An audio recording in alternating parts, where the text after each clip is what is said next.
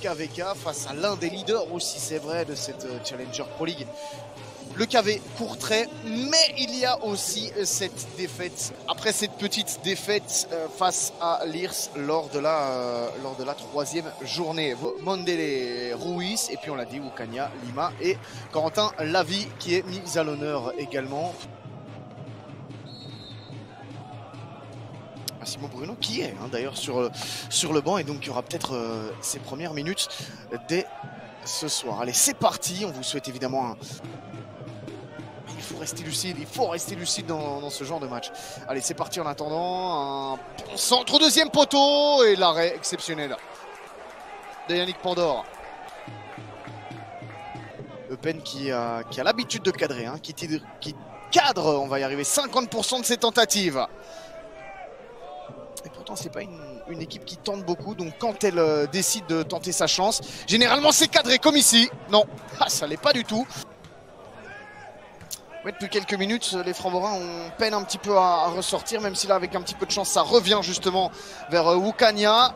Et un petit peu de complaisance aussi, un petit peu de suffisance. Et au deuxième poteau, boum. Oh, le poteau, c'est pas terminé.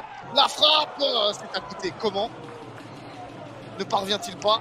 Il avait remplacé Lucas Lima lors du dernier match. Regardez le bon travail de Bastien. Et puis là au deuxième poteau, boum, c'est qui surgit comme ça? C'est Mathias Francotte. Là par contre il doit un petit peu la patte du portugais, de Bruno Pinheiro. Zakaria Terry. Une bonne passe, et puis dans la profondeur, Noho qui va tenter, non, il essaye de se remettre sur son pied droit, il n'y a personne derrière. Si, la frappe maintenant, c'est dedans, c'est magnifique.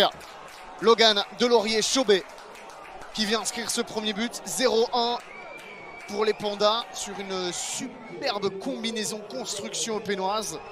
On va revoir ça au ralenti, mais le travail de Nouveau qui...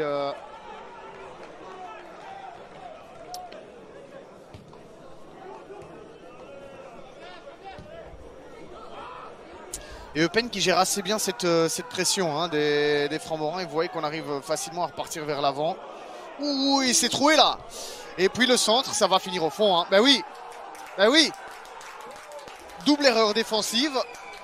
Zakaria Terry qui était à deux doigts de sortir et qui aurait pu être dehors s'il y avait la vidéo, l'arbitrage vidéo. C'est lui qui vient finir le travail.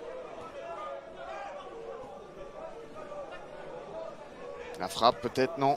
Il a attendu, collectif. Oh, c'est superbe ça. Ça c'est superbe. C'est pas dedans, pas encore. Mais finalement, ce sera au fond. 0-3, c'est cher payé pour les Framborains. Mais l'efficacité dépend.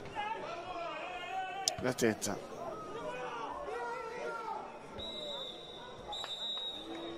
Allez. Monsieur Letellier qui renvoie les deux équipes au vestiaire. Le début de cette deuxième période, voilà qui est fait. C'est reparti. Avec quelles intentions les Framborains vont-ils revenir sur ce terrain, du côté des Framborains? Est-ce que ça installerait le doute? Ils peuvent se créer des occasions. Ici une frappe, l'intervention de Hiller. Eupen, Van Kennington, le centre. Ça va revenir, boum, Kaliskan, sans problème pour Pandore. C'est un petit peu à désirer du point de vue des deux équipes. Eupen qui n'a pas voulu enfoncer le clou, et puis il y a... Oh, c'est pas passé loin ça. Et puis il n'y a pas eu justement cette folie. Cette folie puisse conclure cette rencontre, entériner le résultat. Prunier, il va accélérer. Prunier face à De Wast, son ancien coéquipier, il est passé, le tir. Ensuite, l'intervention de Pandore.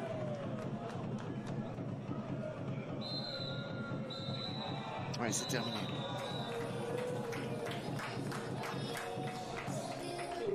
C'est terminé. 0-3.